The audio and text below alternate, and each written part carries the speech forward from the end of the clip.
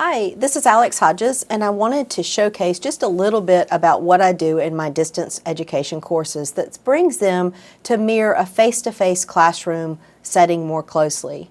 This will be a virtual journey that will outline some of my teaching and discuss just a few of my courses. This is a course that I taught last fall, Population Health, which is in the D&P core curriculum. All of my courses are pretty much set up the same. I changed the home page each module to correlate with that date of that module. So the students can access this from any device and see exactly what they need to know for that particular module and hyperlinks to assignments as well as meetings or textbooks, etc. The modules also include on that page the course calendar for what is expected for that particular week or several weeks, depending on the way the module is set up. Each course starts with a Start Here page, and that'll be on the home page when they open up the course to begin with. This gives everything that they need to know in one spot. The courses are set up with an overview, and this overview gives them everything that they need to know for that module, and then allows the next button to work appropriately to go to the assignments as well as other course material. This gives you the instructional materials with hyperlinks that are active, as well as an additional readings or live sessions, and then the recordings of the live sessions for those that cannot attend. The next course that I want to show you is actually a D&P project course. So this is a clinical course, and it has just a little bit different format. In our curriculum, there's 4 project courses or clinical courses, and this is the 3rd clinical course. This is actually a section of students that implemented their project early, so they implemented a semester ahead. This accommodation was done not only to meet the facilities needs, but the students' needs.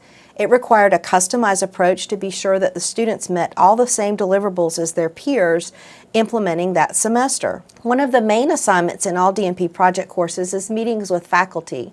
And as you can see here, we have a rubric that outlines not only did they attend, were they professional, but they have to submit an agenda as well as a summary after the meeting. So really mirroring project management and professionalism. This happens 4 times during the semester, and the students self-schedule with faculty depending on their faculty's preference on scheduling format. I want to go to another course to show you just a little bit of a different viewpoint. This course is actually a clinical course but set up as an independent study.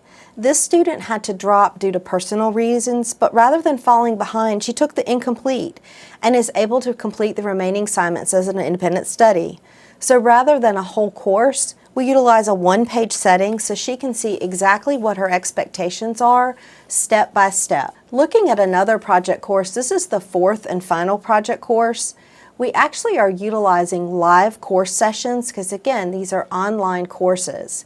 These live sessions are not required to attend live, but they are required for the students to either attend live or watch the recording and submit a synthesis. This allows student flexibility with their schedule. As you can see, there's a clear, detailed instructions with a rubric for grading on the assignment. They actually have to not only submit the synthesis, but they have to submit a screenshot that they were there live or that they were there live, as well as an attestation statement that they attended, really holding them for that professional accountability. The next assignment that I want to look at is actually our manuscript. This is a new format for our D&P students. Similar to the PhD students writing a dissertation, students previously wrote an entire very lengthy paper that wasn't really practicable. This follows guidelines by their chosen journal. And as they choose the journal, that really creates their rubric. So each rubric is a little bit more customized. They do have to use APA and peer formatting, peer-reviewed rather, but they then are able to follow the rubric based on their specific journal and really lead them to that next level of scholarly work as a terminal degree in nursing.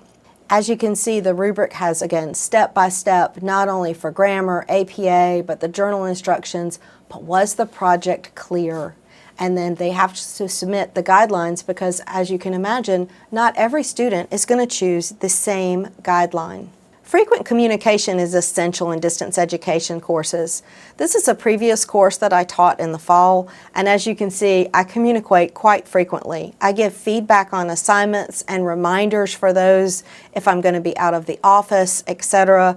Who do they need to contact? And this is a good example of an assignment where students needed lots of feedback. Some of the innovative tools that I utilize within my courses, these really set us apart, especially here at ECU, and we have some cutting-edge technologies that we utilize.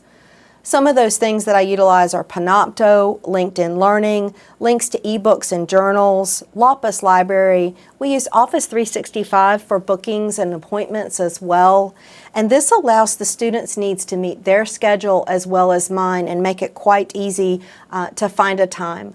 All of these innovative tools lead to the ultimate prize of graduation. So this is one of the live classes that I hosted, and as you can see, we utilize Teams, and in this Teams meeting, we actually utilized breakout rooms.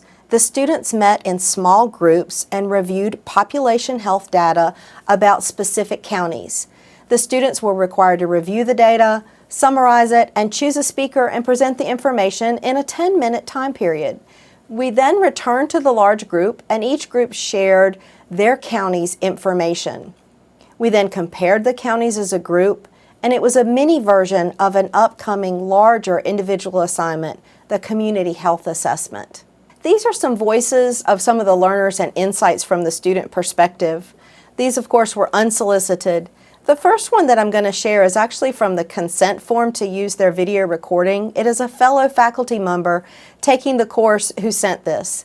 She stated, "Providing an exciting, engaging, and instructor-invested online learning environment is not easy to do, and you do a fantastic job with every aspect of its delivery." Students then go on to say with the SSOI reports, the application of concepts learned through required projects, and they enjoyed the ability to present rather than merely a formal paper. That a student assignment content increases the knowledge and exposes the student to unfamiliar concepts. It's a great example of that novice to advanced beginner learning for those new skills. Another comment was, the sessions enhanced the learner's ability to learn from Dr. Hodges and each other. Next, we're going to look at some of the customized learning paths for individual mastery. One of the things we offered was a technology night. At the beginning of the fall semester, we realized many of our adult learners didn't really have an understanding or a grasp of some of the technology that they needed. Collaborated with IT to accomplish this.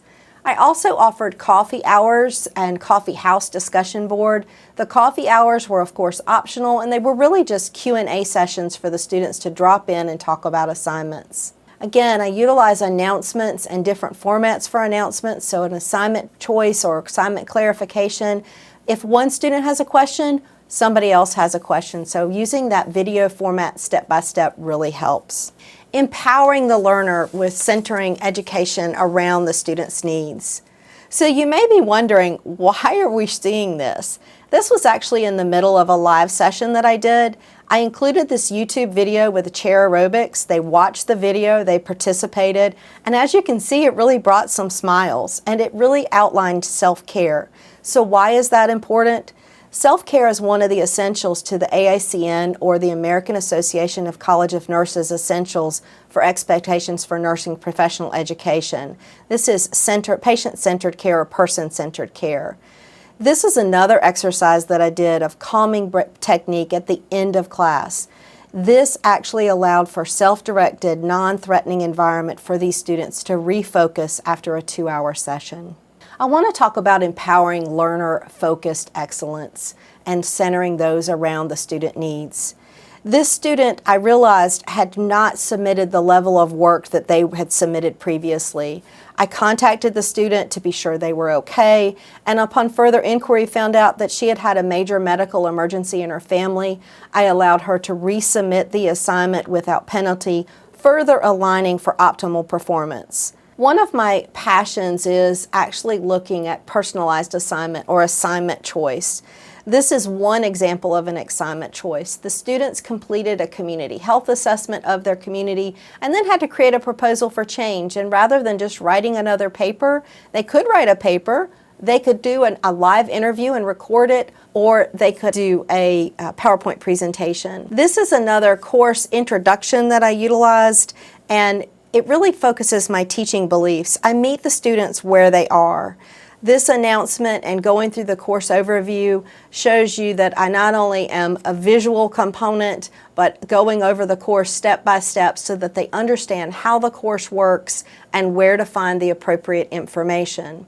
Each module in our core courses is set up the same, so it's like walking into a real classroom. You know where the door is, you know where the filing cabinet is. So my teaching beliefs utilize Benner with novice to expert, with allowing assignment resubmission. I use Knowles and the cognitive learning theory through utilizing live classes and allowing the students to express themselves and engage in the classes. I also offer body doubling sessions where they can actually log on, utilize Teams, turn their camera off, turn their microphone off, and just work on assignment, but I'm there and their peers are there to answer any questions they may have. I also utilize a 48-hour voucher for an assignment because life happens. We understand emergencies, and I will give you an extension, absolutely, if you're sick, etc. But what if you want to go to your kid's ball game or you just don't want to do your assignment? You can have a 48-hour extension on that. In addition to all of my teaching within the College of Nursing, one of the things that I'm working on right now is actually a inside grant within the College of Nursing for faculty development of their online distance education courses. We are working to strive to have excellence in those nursing education courses. I want to thank you for your time today in reviewing my course and going through a little bit of a brief journey in the College of Nursing, how we do didactic courses, clinical courses, and meet the students' needs, and Pirate Nation is strong in distance education. Thank you.